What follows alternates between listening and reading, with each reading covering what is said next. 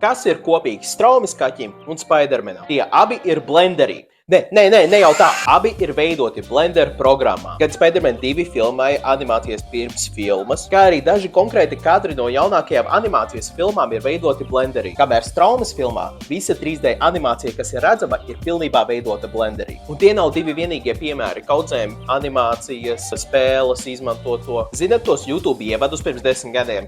Tos arī tur var mierīgi taisīt. Vai tu arī gribi kaut ko foršu izveidot, izmantojot Blender? No 19. janvāra mēs vadīsim bezmaksas Blender workshop jauniešiem vecumā no 13 līdz 25 gadiem. Vecumā līdz 18 nepieciešama vecāku atļauja, kur mēs līdz februāra beigām tiksimies attālināti pirmdienās un trešdienās, kur mēs visi kopā izveidosim vienu projektu ar kopēju apskates dienu pašās beigās šeit pat citā telpā. Nekad neesi neko tādu darījis, iemācīsim uztaisīt jebko.